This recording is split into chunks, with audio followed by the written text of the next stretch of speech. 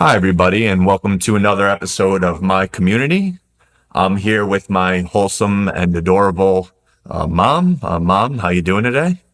I'm doing fine, John.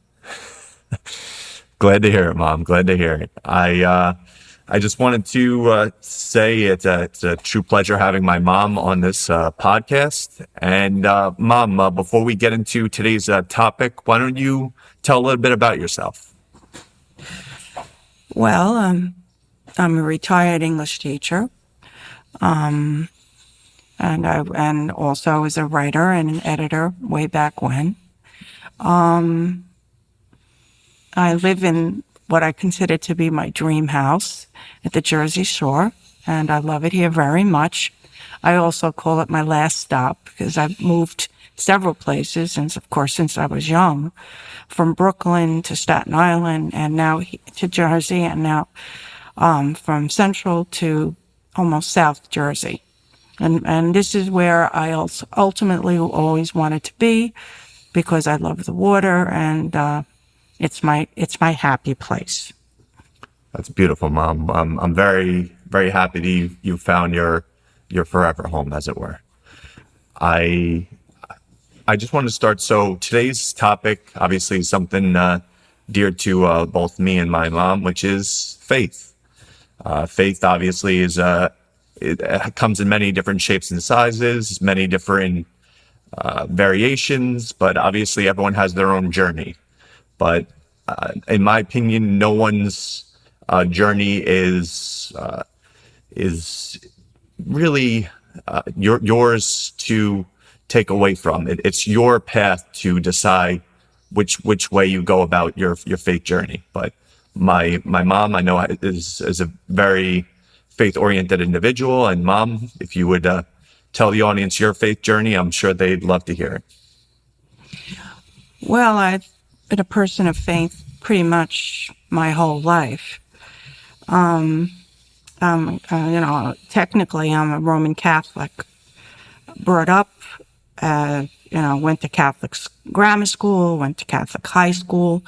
So, as to use, for lack of a better word, I was pretty much indoctrinated into the Catholic faith.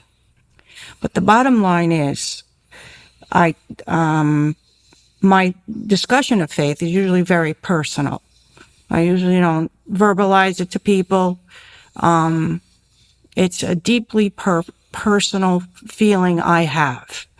If people want to know about it, as now my son wants to know about it, I'm willing to share. But that's one topic that is pretty much at my core. So, what's the purpose of faith? Or why am I a person of faith? Well, as I said, the beginning journey was one of Catholic school upbringing. But in my senior year, as a lot of seniors do, you question just about everything. So here I am, a little Catholic girl, teenager at that point, wanting to find out about other religions, questioning my own faith. Part of the requirement, or at least part of what you feel in terms of being a Catholic, is to attend church. I was beginning not to attend church, beginning to question my Christianity, my Catholic faith. So I went on a kind of a journey, I guess that's to kind of use my son's words, on finding out maybe there are some other religions that I might be more relatable to, because I was questioning different things. So I researched various religions, mostly the Eastern religions, Buddhist, Hinduism,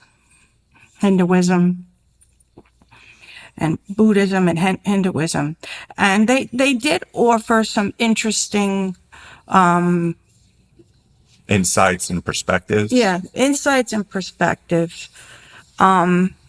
some of which, like things about reincarnation and things like that, which interested me. And I thought of maybe as a possibility, and I kind of still do think of it as a possibility. But after researching it and trying to find out what was the best fit for me, for whatever reason, maybe because I was just brought up in it, I returned to my faith and came back to be just like a Roman Catholic person, and I, going back to church. For me, going to church isn't is sort of an obligation, but what it gives me, beyond the fact that you should be doing something for God, that's what I do believe, and honoring God in some way, and communion with and communicating in Mass. That's important to me. After I'm done, especially now as I'm getting older, I actually feel a sense of joy, a sense of peace, that I'm giving back something to God. Throughout my life also, I had, like everyone else, ups and downs. One of the biggest difficulty was when I was a young woman, was trying to get pregnant. And this is where my faith came in again. What I did is I said an novena to Mother Mary, which is, a commitment of prayers, a set of prayers at a certain time, in the hopes that Mother Mary would, help me and intercede. That's the word, intercede on my behalf, that I'd be able to get pregnant. And I did. And I promised for praying that I would name my firstborn Mary, if it was a girl. And turns out my daughter was, we called her Mary Grace, but obviously the first part was Mary.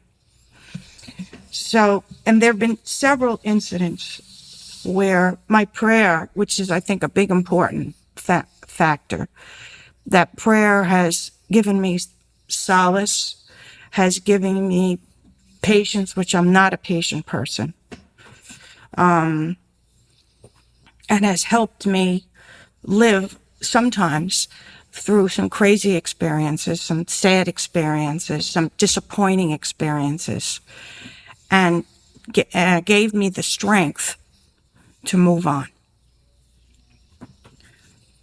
And that's what I think the essence of faith does for a person. It gives you that ability to accept some of the difficult things, come to terms with that, try to get through them, and emerge a stronger and a better person.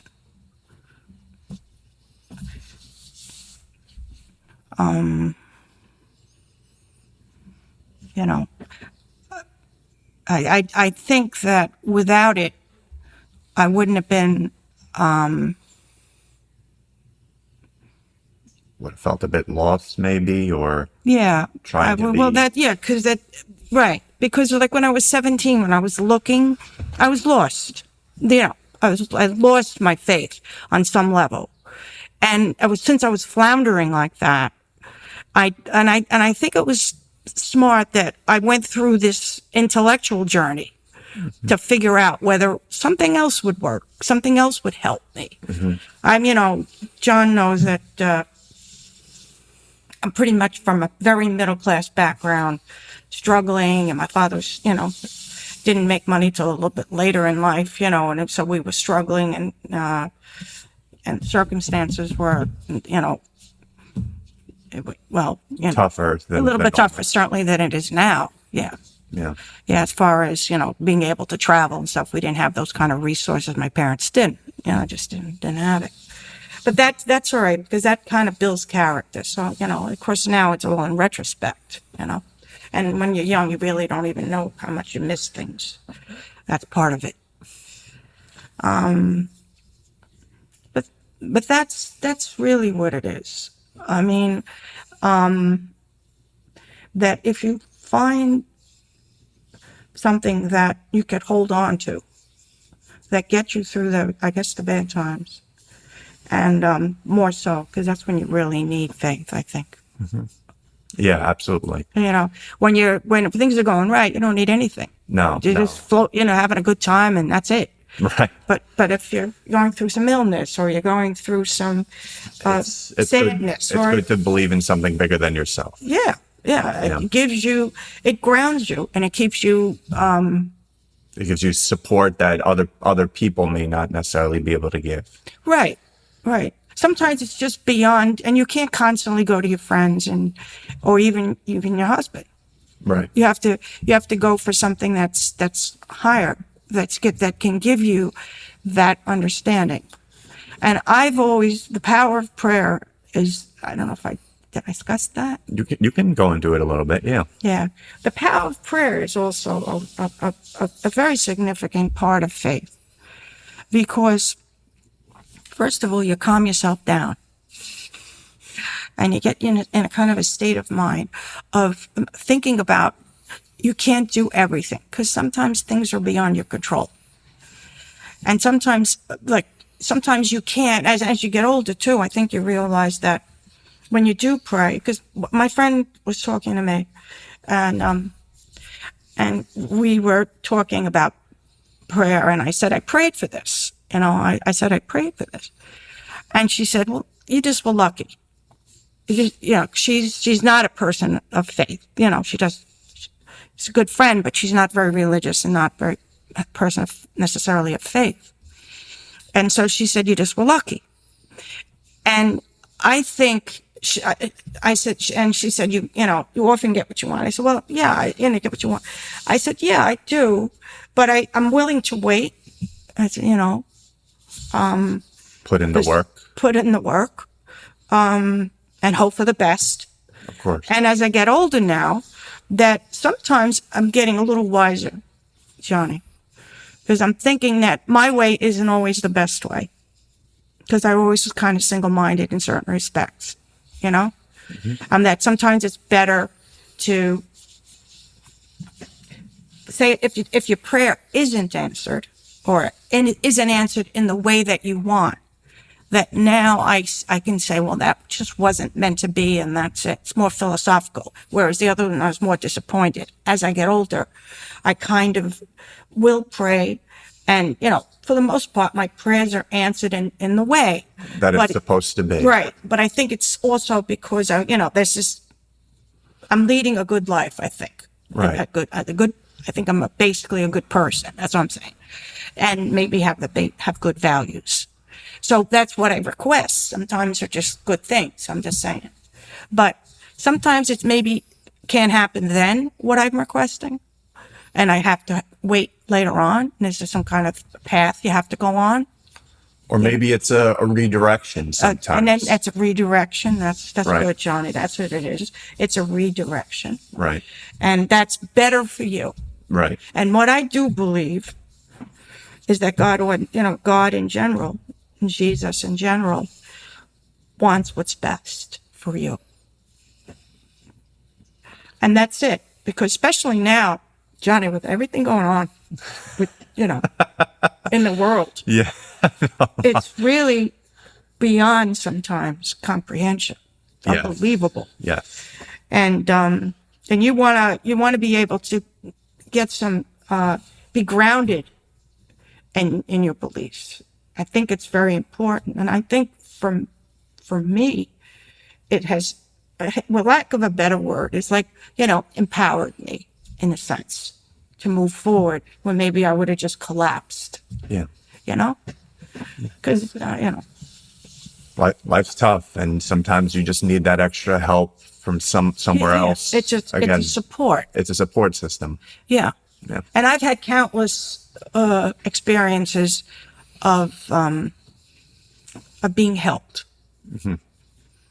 And I know, for your listeners, I mean, I try not to proselytize. I don't think it's the way to go, but if you do that quote, which I don't have the direct quote in my mind, but it's something to do with Make it a Denise ask what you Garrett's quote. ask for what and it entails. It starts off with ask what you want, and seek you shall find. And I'm paraphrasing because I don't know the thing. Right. But I know that if everyone they sought the help would be answered, their prayers would be answered.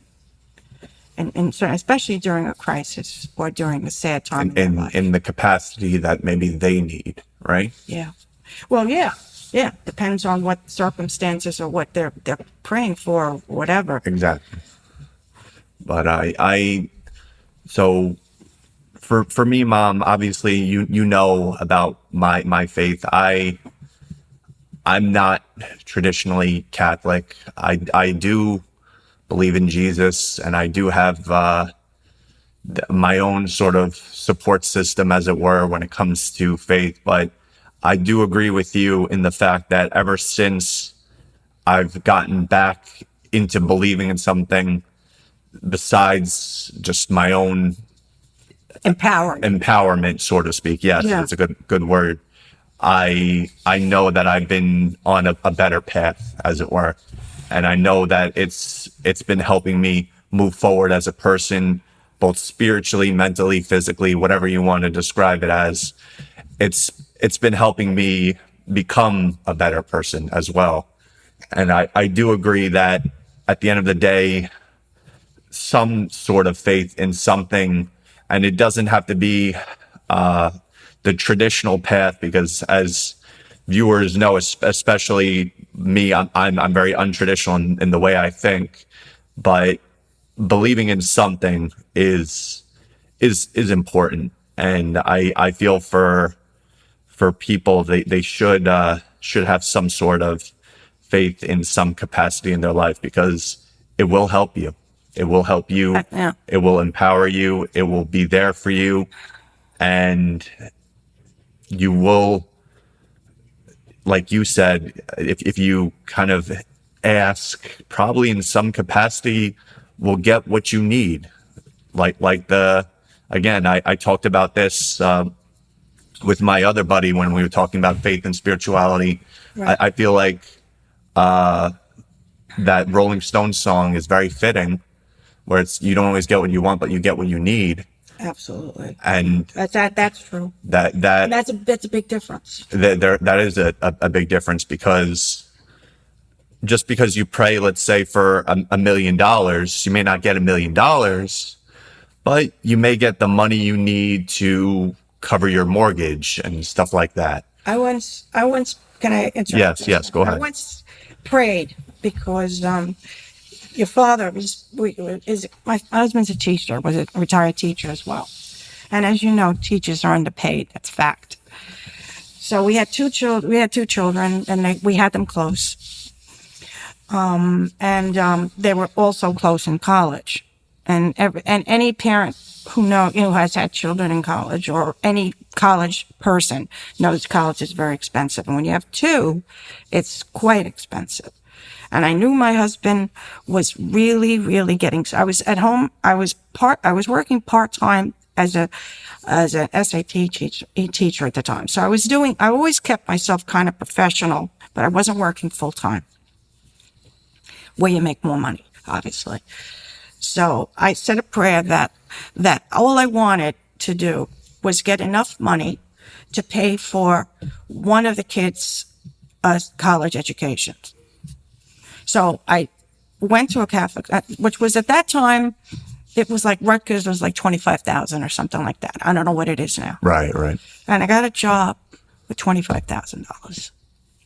Yeah. So I wasn't greedy. I didn't ask for I want $1 million. It was a low paying job. Maybe it was up to, but by the time I got out of there, it was like $40,000. It was a parochial school. They don't pay that well. So, everybody knows that. Yeah. So I got what I wanted, and it was I think because I had the right perspective, and I think I wasn't greedy about everything. I just wanted to, because I didn't want Dad to get crazy. It was just so much pressure on him to do for two. Anyway, so that's what happened. So that things like that, you know, support your beliefs. Yes. So I don't know if you remember this, obviously, because you know, Mom, and the audience knows, I've been through more jobs under the sun, but this one specifically was a important one because it had that moment of faith. So I was really struggling at this job. It was that account manager position for the janitorial company. It was a while ago. Do you recall this one?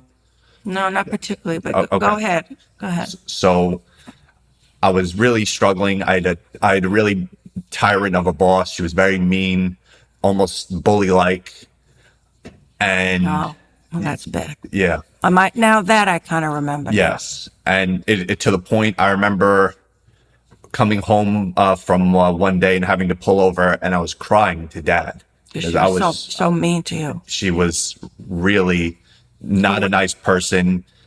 Again, I can't stress this enough, guys.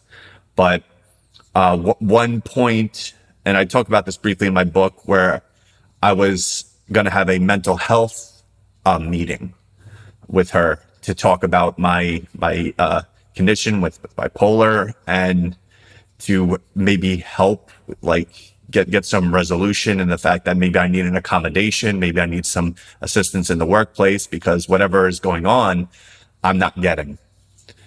So before the meeting, I did say a prayer, but not in the traditional way. But again, I won't lie, I did it. I was like, yo, Jesus. I went in the bathroom. I was like, whatever happens in this meeting, give me a sign to know what my next steps are. I go in the meeting and I talk about my mental health condition. And I talk about my issues, and the boss doubles down on the terrible. And she says, that's all well and good about your mental health condition, but this is a business first, and your mental health is not a priority here. That was all the validation I needed. Very unsympathetic. Yes. I put in my 2 weeks after. Now, the important part of this story is I had a friend at this job. He told me I was making the right move. And obviously, jumping a ship from a job without the parachute is always a scary move. And I was like, okay. He said, I'm going to contact you in January of the new year, and I'll tell you why. I didn't actually think I was ever going to hear from this guy again. January 2nd, he texts me. He's like, can you do a phone call? On January 2nd,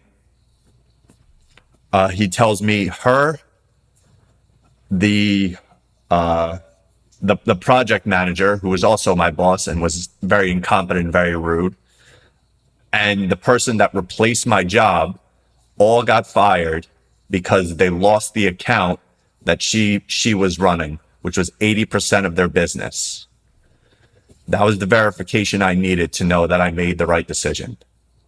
So no matter what, that was a sinking ship and it was going under.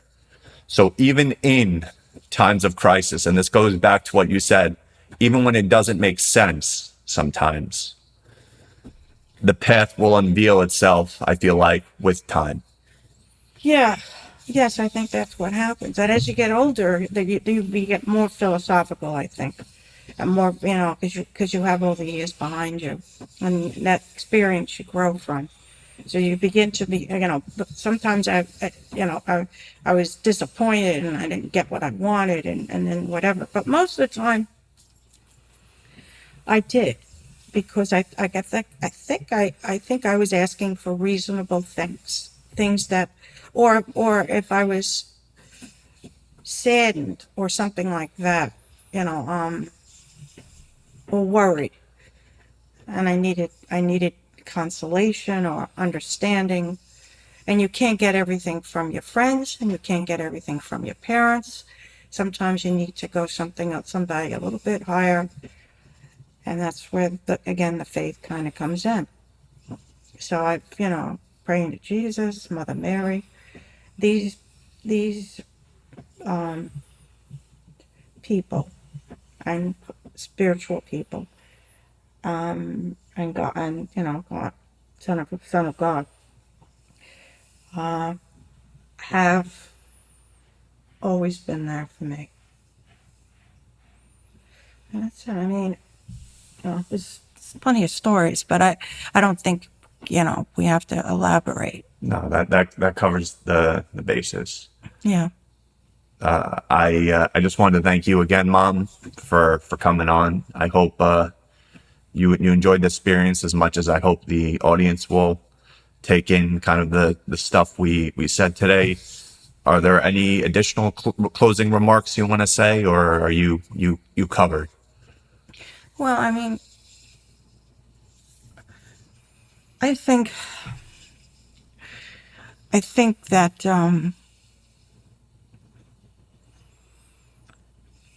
I think people learn from other people's examples in life. So, I mean, maybe your listeners, maybe somebody out there who's has a loss of faith or is lost, period, in some way, can maybe garner some solace in the fact that having a strong faith can be a tremendous attribute and benefit in your life. Well said, Mom. Okay. And I just want to wrap up. Thanks again, guys, for tuning in. On the next episode, we're gonna have Jesus. No, I'm just kidding. You can see my mom's face. Nah, she doesn't like that one. Don't mock that up.